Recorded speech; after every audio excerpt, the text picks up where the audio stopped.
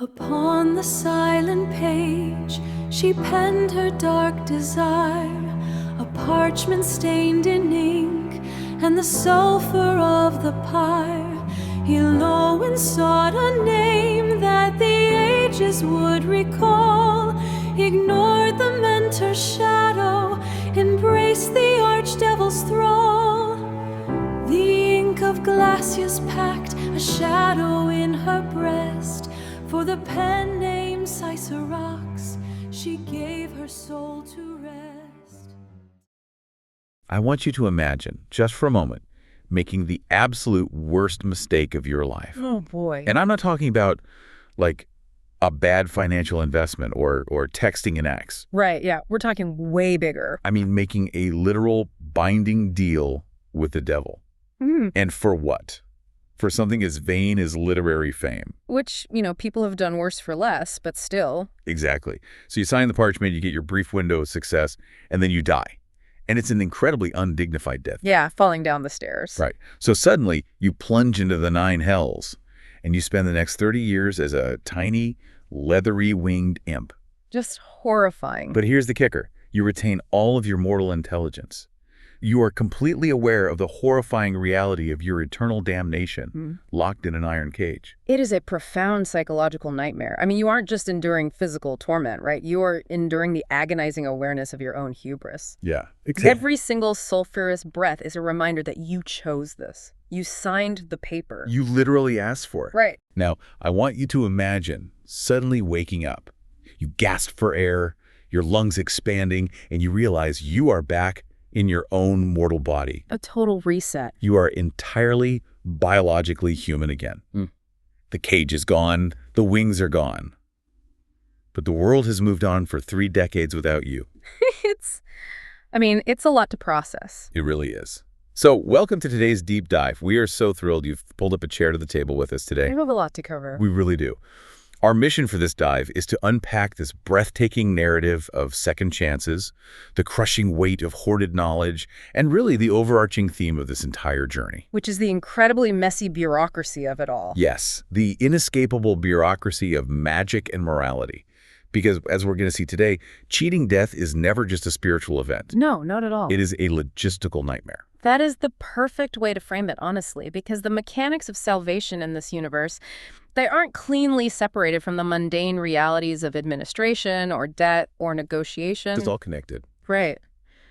We are exploring a scenario where the rescue might actually be just as traumatic as the captivity itself. Oh, absolutely. And where the cost of a clean slate is so high, it fundamentally alters the person being saved.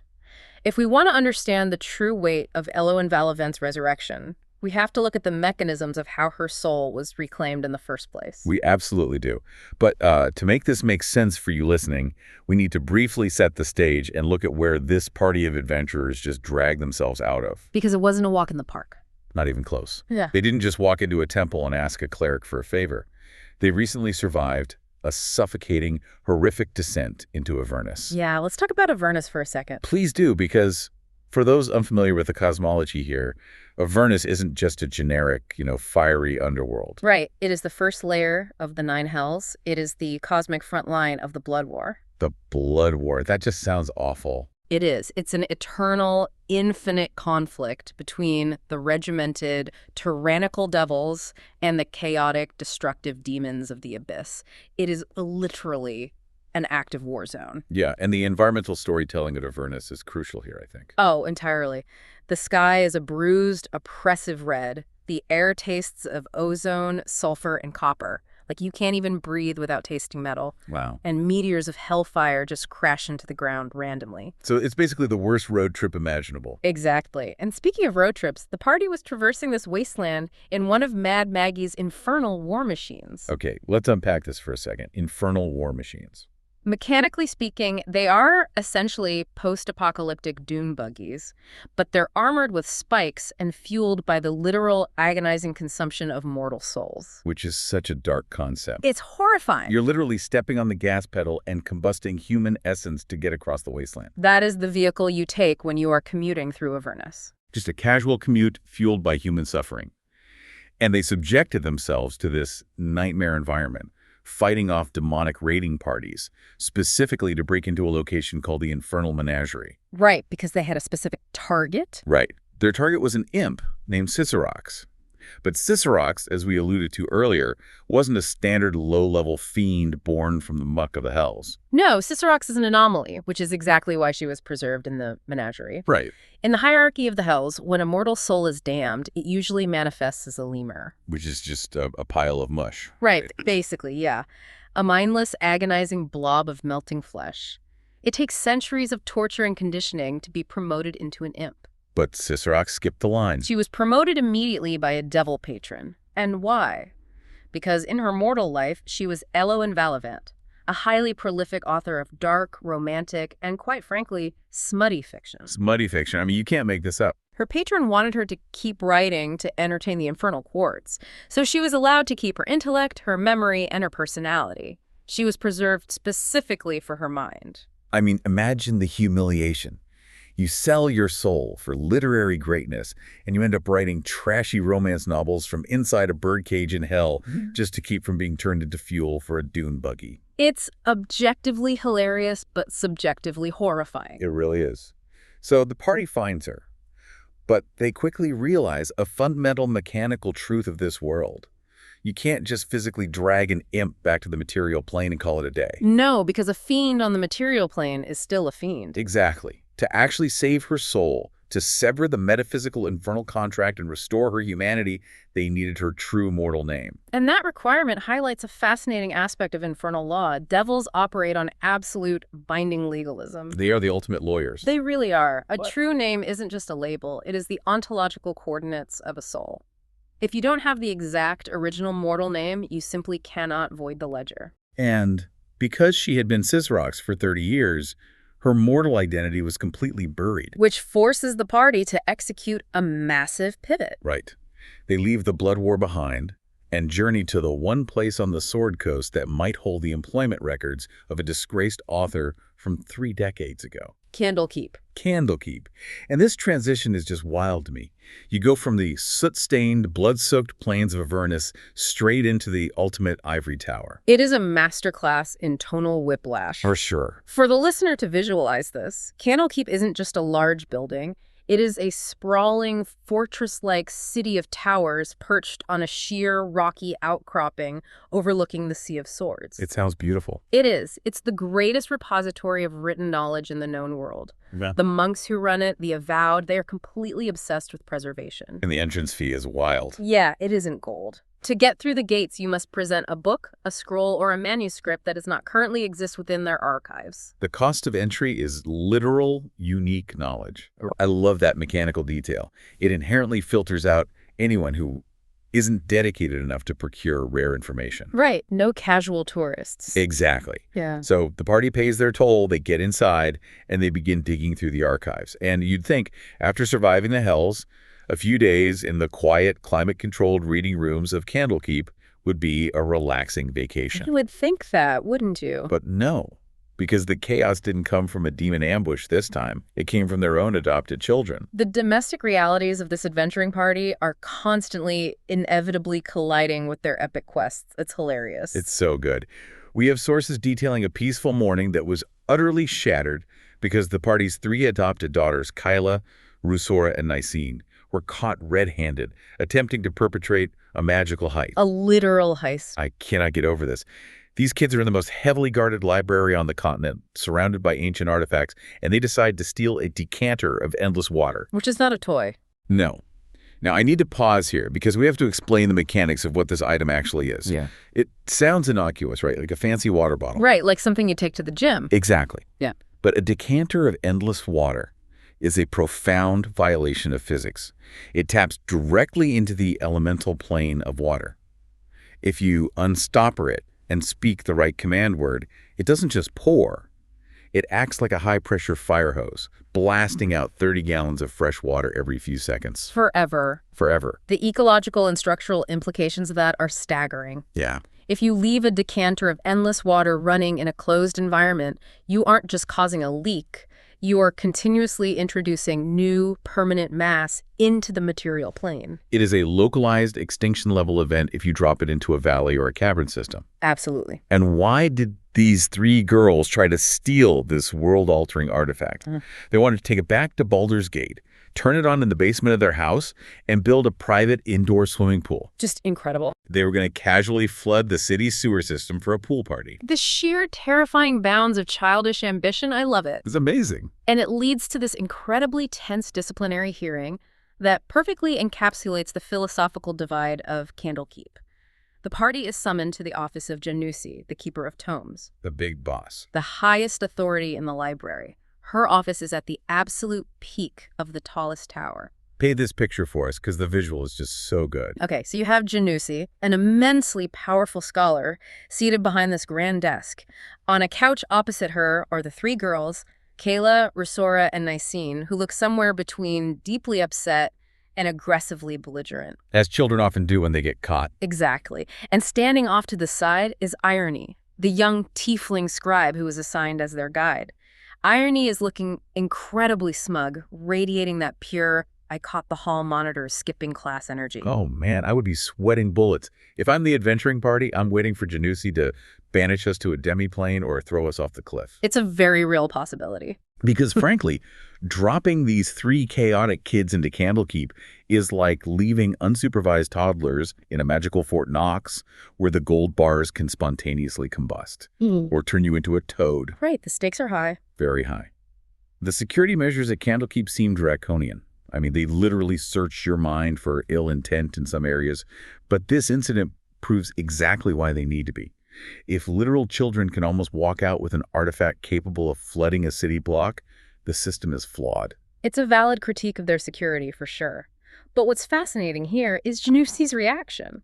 She isn't screaming, she isn't revoking their access. She is genuinely amused. Which is wild. It is. And this amusement gets to the very heart of an endless centuries-old debate among the avowed. Okay, break that debate down for us, because it's not just about stealing, it's about the purpose of information itself. Precisely. So on one side of the ideological spectrum in Candlekeep, you have the isolationists.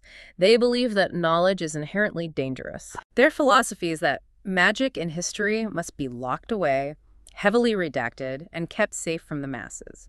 In their view, the average person is exactly like these three girls, prone to misusing power for selfish, short-sighted reasons, like flooding a basement. Basically, the hoard the dragon's gold approach to academia. Yes, Yeah. exactly. But on the opposing side, you have the democratization faction. They argue that knowledge in a vacuum is dead. Right, what's the point of a book if no one reads it? Exactly. A book that is never read, an artifact that is never studied, serves no purpose. They believe the inherent risk of sharing knowledge is outweighed by the societal progression it brings. So where does Janussi fall on this spectrum? Janussi sits comfortably in the middle, but she definitely leans toward democratization. Her amusement tells us she recognizes the fundamental nature of curiosity. These girls weren't acting as agents of the hells, they were acting out of a desire to experiment and alter their environment. Building a pool. Right. Janussi sees the raw spark of the scholar in the mischief of the child. Wait. I have to push back on that. That's a very generous interpretation of attempted grand larceny. Is it? Yes. I mean, it's a beautiful sentiment, but the spark of a scholar doesn't pay for the water damage if they had accidentally dropped the decanter in the library stacks and ruined 3,000 years of irreplaceable elven poetry. Well, that's fair. Janussi is playing with fire or, well, water by being lenient here. She is taking a risk, certainly. But it's that exact leniency, that willingness to engage rather than punish, that allows the party to execute a brilliant diplomatic maneuver. This part is so cool. They recognize that Janussi isn't operating on anger. She's operating on intellectual curiosity. And this is where Santal, the party's warlock, completely flips the script. This is a masterclass in reading the room. Most people would just grovel, apologize, offer to pay a fine, whatever. Beg for forgiveness. Right. But Santal steps up, acknowledges the breach of trust, and then completely pivots. They propose a formal, ongoing, structured information exchange between the city of Baldur's Gate and Candlekeep. It's an incredibly audacious tactical move.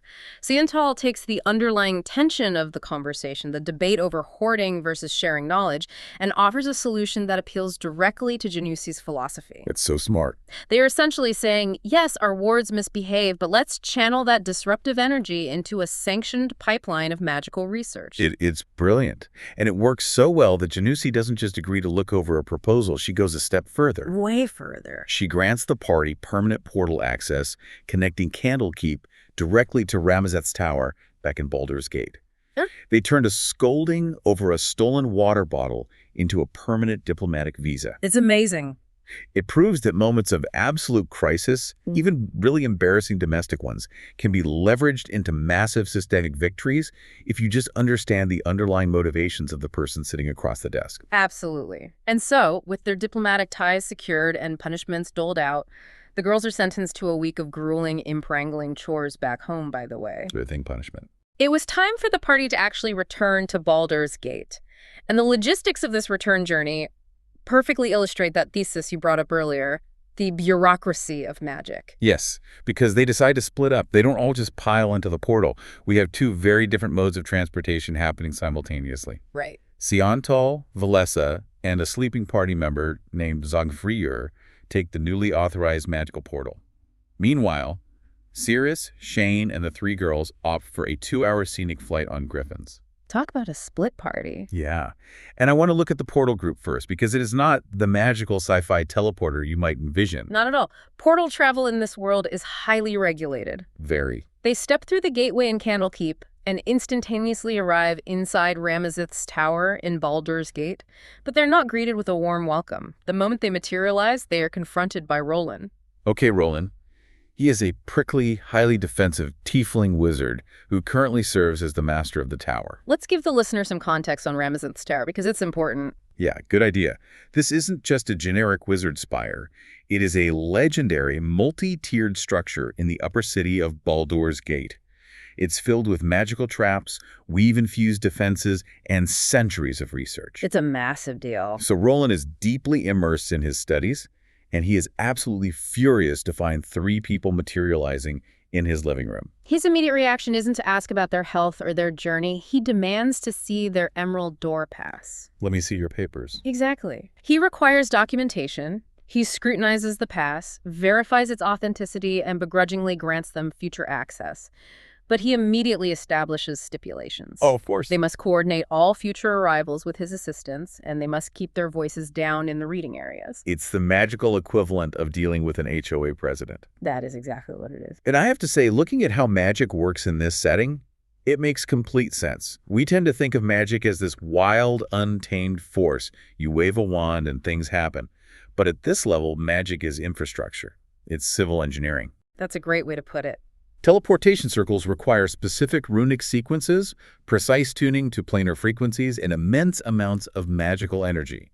If you have unregulated portals firing off constantly, you risk overlapping teleportation fields, magical resonance blowback, or literally fusing travelers into the walls. The bureaucracy is the safety mechanism. Roland isn't just being difficult, he is managing the magical air traffic control of Baldur's Gate. He's a job to do. Right. If an unauthorized portal opens in his tower, his wards might interpret it as an attack and disintegrate the travelers.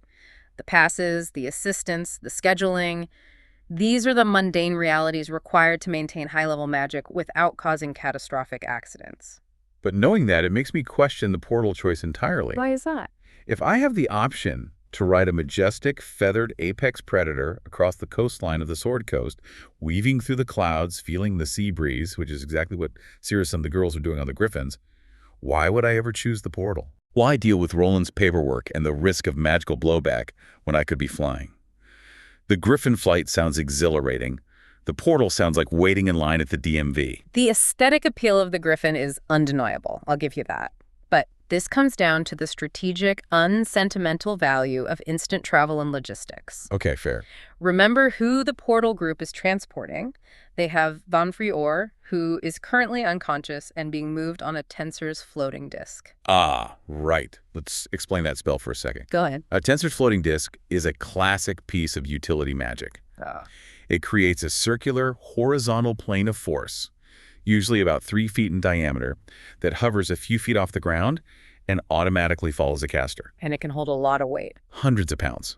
It is essentially a magical gurney. Precisely. Now imagine trying to strap a fully armored, unconscious adult onto the back of a diving, banking griffin in midair. Oh, that sounds like a disaster. The physics are a nightmare.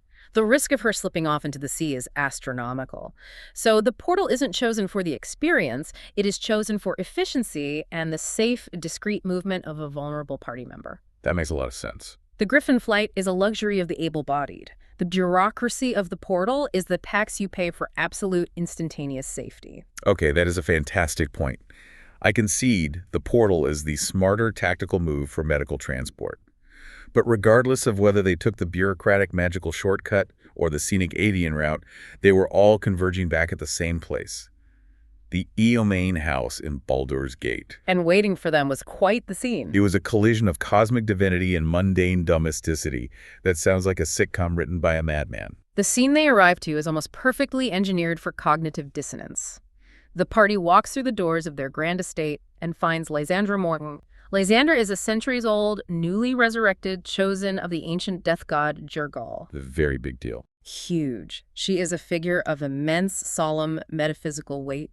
And when the party finds her, she is completely head-to-toe plastered in bright, colorful, dripping paint. It is the ultimate indignity.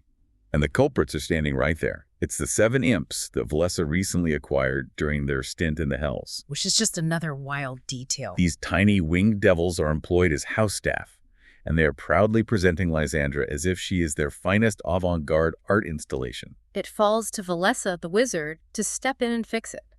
She has to repeatedly cast prestidigitation, a minor magical trick used to soil or clean objects by manipulating molecular dirt just to scrub the monochrome dignity back onto Lysandra's ancient form. And the punishment for the imps is immediately tied back to the Candlekeep incident.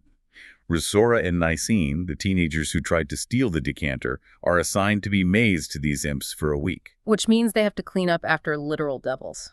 And it goes exactly as terribly as you'd expect. Risora stomps off to start her chores, and she is muttering under her breath.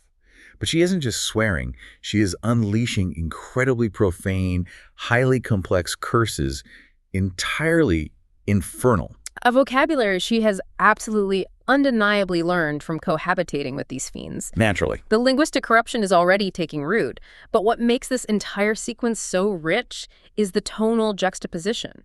You have this ancient divine notary, a relic from an era when Jungle was the undisputed lord of the underworld, a being who understands the terrifying permanence of death. Yeah. And she is being used as an art canvas by low-level fiends. The mundane reality of homeownership is continuously undercutting the epic fantasy tropes. They are dealing with gods, devils, and the cosmic balance of souls, but they still have to scrub paint off the upholstery, regulate teenager curfews, and deal with foul-mouthed pets. It's absurd. It is absurd, but it grounds the narrative. If everything is epic all the time, the epic loses its weight. The paint and the swearing remind us that these are people living in a physical space. Recipe for disaster. The statistical probability of a violent implosion is high.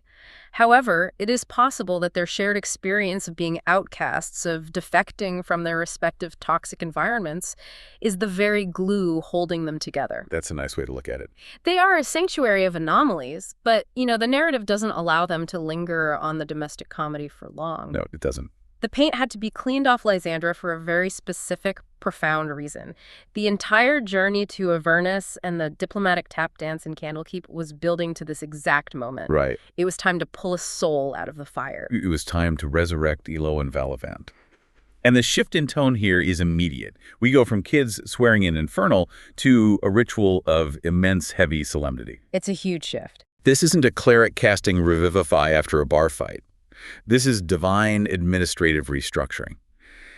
I want you to break down exactly how this happens, because the mechanics of Jurgal's magic are fascinating. The ritual is rooted entirely in documentation. Back to the paperwork. Always the paperwork. Lysandra Morton steps forward and summons Jurgal's record of the dead. This isn't a metaphorical book. It physically manifests before her as a massive, impossibly heavy, ancient leather tome. The ultimate ledger. It is the literal ledger of every mortal soul that has ever crossed into the afterlife. But the ledger does not judge. It only records. Lysandra takes a divine quill, and with the authority granted to her by the Lord of the End of Everything, She physically strikes Eloan's name from that record. The visualization of this is stunning. The moment the ink crosses her name, a surge of blinding, brilliant light erupts directly from the floor of the UO main house. Just a massive release of energy. It swirls and coalesces, pulling matter and energy out of the weave itself. And when the light fades, the tiny, leathery, winged form of Cicerox the imp is entirely gone. Just vanished. Standing in her place is Eloan Valavent, restored to her original biological human form, a dark-haired woman in her mid-20s. It is an ontological rewrite, and the immediate aftermath is not a joyous celebration. It is an explosion of pure trauma. Obviously.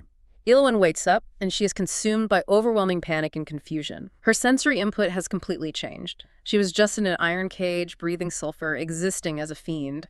Now she's standing in a brightly lit manner, breathing clean air with a human nervous system. The shock to the system must be insane. She scans the room, completely disoriented, until her eyes lock onto Cirrus, and she just collapses into Cirrus in this long, desperate, weeping embrace. It is absolutely gut-wrenching. You can feel the emotional whiplash.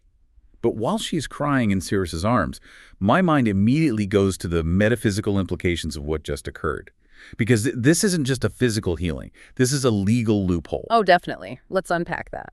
Because Eloan's soul was legally bound to the hells. She was minted into the infernal economy.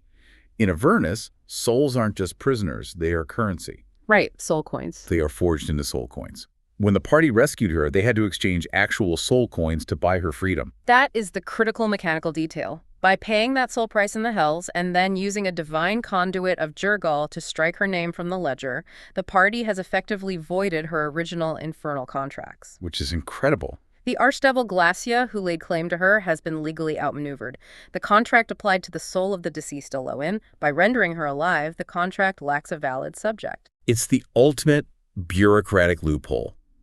But I have to bring up the ship of Theseus paradox here, because we are celebrating that Eloan is back. But is she really? What do you mean? Let's look at the staggering cost of this resurrection. She wakes up physically 20-something, but 30 years have passed in the material world, 30 years of geopolitical shifts, of technological and magical advancement. Right. Her friends have aged or died. And worse, she learns that her beloved mentor at Candlekeep, the Archmage Silvera Savicus, has issued a strict, unbreakable lifetime ban.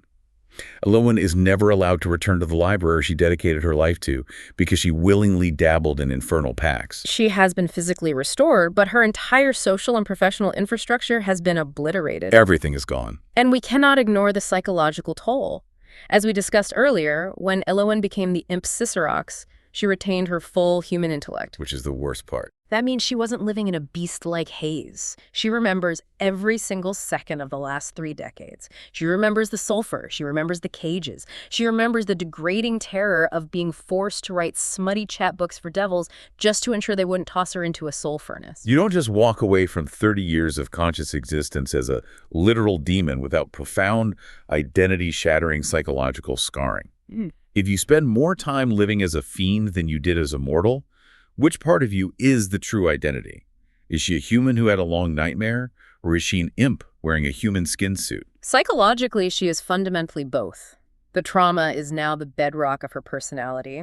She is a completely new entity forged in the fires of Phlegethos and the bureaucracy of Candlekeep. Which makes what happens next so infuriatingly tone-deaf. Oh, this part. She is human, she is free, she is deeply traumatized, crying on the floor. What is the very first thing that happens? Seantal steps in. Seantal, the party's warlock, the same one who brilliantly negotiated the Candlekeep portal, steps up and immediately tries to offer Eloan a celestial protection contract. Just wild. They try to get this weeping, disoriented woman to sign a binding magical pact with the celestial being to keep her safe from devils trying to reclaim her. The irony is so thick you could cut it with a broadsword. It is borderline predatory. I completely understand the tactical logic. Seantal knows that Glacia might look for a loophole to drag Eloan back, and a celestial patron offers divine shielding. But read the room. Timing is everything. They literally just risked their lives, navigated the blood war, and bartered with the god of the dead to rescue this woman from a binding magical contract. And the minute she has a pulse, before she even has a glass of water, they slide another magical contract across the table. It reveals how deeply ingrained the transactional nature of power is for this adventuring party. They've spent so long navigating the lethal bureaucracy of Avernus and the strict regulations of Baldur's Gate that they can no longer view safety as a state of being. Wow. They view safety entirely through the lens of leverage, collateral, and contracts. To Santal, the only counter to a bad contract is a stronger contract. The concept of simply being free is alien to them. That is such a sharp analysis. They have internalized the very systems they fight against. And speaking of inescapable contracts and internalized infernal systems, bringing Eowyn's soul back wasn't the only thing the party transported from the Hells. One of them brought something back inside their own biological system. Yes, we must transition to the physical toll of their journey, because you cannot walk through a realm of pure, concentrated evil without it seeping into your pores. Listeners, if you are squeamish, prepare yourselves, because this is the part of the deep dive that makes my skin crawl. It is pretty gruesome. We have to rewind slightly to a horrifying incident that occurred back in Session 13 while the party was still at Candlekeep. Valessa, the wizard, had been feeling increasingly ill. Right. Suddenly, in a moment of violent sickness, she vomited up a 1.5 long, orange and black creature that resembled a massive, heavily armored centipede. It is a deeply unsettling physical manifestation of infernal corruption. And the severity of it was confirmed by Silvira Savicus, the archmage at Candlekeep. Silvira examined the carapace of this creature and identified specific, naturally occurring markings. And what did she find? It bore the sigil of Asmodeus. Let's pause and explain the gravity of that name. Asmodeus is not just a devil. No, he is the Lord of the Ninth, the supreme ruler of the Nine Hells, a being of near-godlike power and absolute law. So this isn't just a bug. Finding his sigil means this wasn't just a random parasite Valessa picked up from drinking bad water in Avernus. This was a fiendish entity that had specifically taken root inside her body. In this cosmology, hell isn't just a location, it is a living parasitic ecosystem. That's terrifying. When you make deals with infernal entities, or even just breathe their atmosphere for too long, their influence tries to incubate within you, feeding off your magical reserves. So, knowing she has a literal devil bug incubating inside her digestive tract, the party realizes they need a specialized cure. A simple healing potion won't purge an Asmodeus-stamped parasite. And this quest for a cure leads them to Tsar Palace to seek out a woman named Lady Violet. The contrast here is so sharp. And the scenery shift here is incredible. We go from the dusty academic tomes of Candlekeep to a luxurious, obscenely wealthy, borderline decadent estate in the upper city of Baldur's Gate. The contrast is vital to understanding the social strata of the city. They enter a grand ballroom adorned with silk, gold, and crystal. And at the center of it all is Lady Violet, holding court from a throne-like chair, projecting an aura of absolute, untouchable, aristocratic authority. Lady Violet is a patriarch. For context, the patriarchs are the hereditary nobility of Baldur's Gate.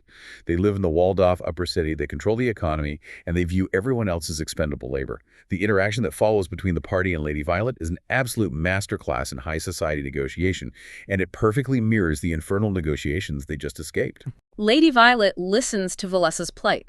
She doesn't flinch at the mention of Asmodeus or parasites. Not at all. She simply calculates the leverage she now holds. She agrees to help. She agrees to spend 10 full days personally instructing Valessa in a highly complex, highly dangerous magical ritual designed to neutralize the infernal parasite. But, of course, a service of this magnitude from a patriarch is never an act of charity. The cost isn't gold. Gold is meaningless to Lady Violet. She demands labor and loyalty. She demands that the entire party serve as her discreet, heavily armed bodyguards at an upcoming high society patriarch ball. They have to play private security. Which is such a come down from fighting demons. And Santal, ever the bureaucrat, immediately formalizes this arrangement. They draft a contract, seal it with wax, and have it witnessed. The rest of the party heads back to the domestic chaos of the Eowyn house, while Valessa is forced to stay behind at the palace, alone, for her first grueling night of magical instruction. If we synthesize the sequence of events, what's fascinating here is how it beautifully and tragically illustrates the cyclical nature of power, debt, and servitude in this world. Let's track the chain of events. Think about the unbroken chain that led them here. The party originally went to the Hells as hired bodyguards for an infernalist named Carilla. Right. Because they took that job, they went to Avernus. Because they went to Avernus, they incurred massive debts to rescue Eowyn, and Valessa suffered this parasitic infection. Now, To cure the infection caused by being bodyguards, they must sign a contract to act as bodyguards again, this time for a powerful aristocrat. It is a closed loop. They are caught in a constant churning cycle of bartering favors, perpetually trading one master for another just to survive the consequences of their last job. It's exhausting just thinking about it. It is incredibly ironic. Here you have a party of hardened adventurers who are terrifyingly adept at cleaving through demons, surviving the literal front lines of the blood war, and manipulating the metaphysical ledger of the dead. But despite all that raw power, they keep finding themselves having to put on nice clothes, stand in corners, and do high society security work for rich people. It forces us to ask a difficult question about the nature of their agency. Is neutralizing this parasite really the end of Asmodeus's influence on Valessa? Or is learning a complex, prolonged ritual from a mysterious, powerful noble like Lady Violet simply swapping a devil's leash for a patriarch's leash? Oh, that's a chilling thought. In Baldur's Gate, the currency changes, but the system of debt remains identical. You never, ever get something for nothing. You certainly don't. The bill always comes due. And that overarching theme, the inescapable bureaucratic price of our choices, is woven through every single part of this narrative. Yes, absolutely. If we look back at the incredible tragic journey of Elo and Valavent, we see a story that is fantastical, but deeply grounded. She started as a brilliant, ambitious scribe at Candlekeep who just wanted a shortcut to literary fame. And look what it cost her. That single shortcut turned her into an imp, locked in an iron cage, traded as literal currency to fuel war machines. Now, she is a resurrected woman, stripped of her home, locked out of her career, and 30 years at a time, trying to figure out how to exist in a body she hasn't worn in decades.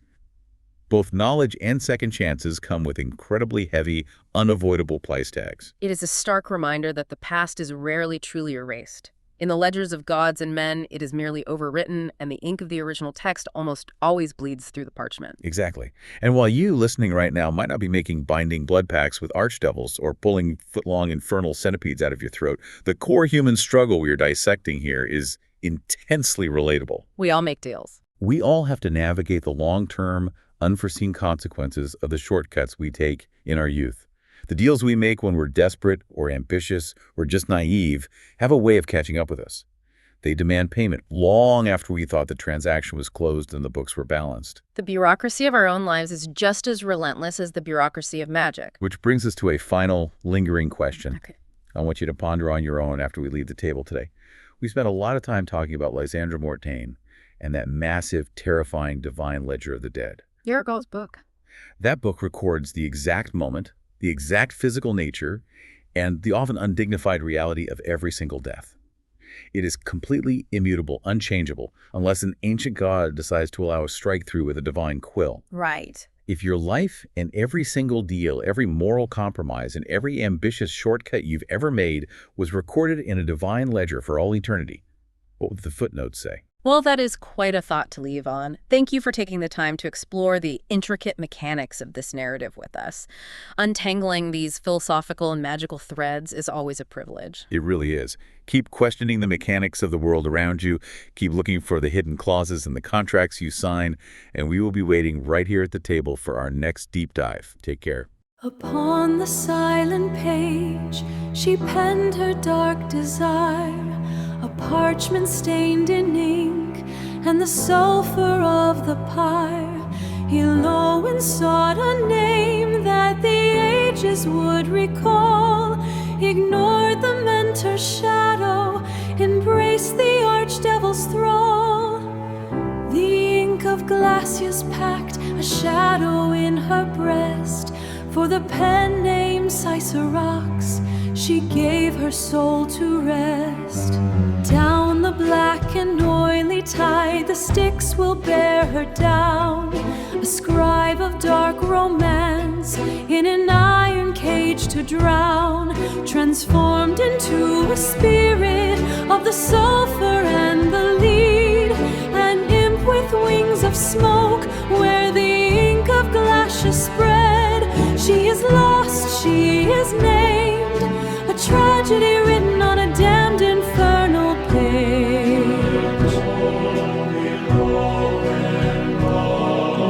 Through the iron bars a quiet whisper finds the breeze, a plea from a soul drifting across the sulfur seas.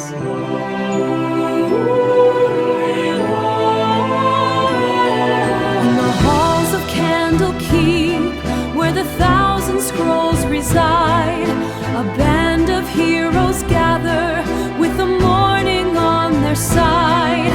They seek the truth of the scribe through the dust and through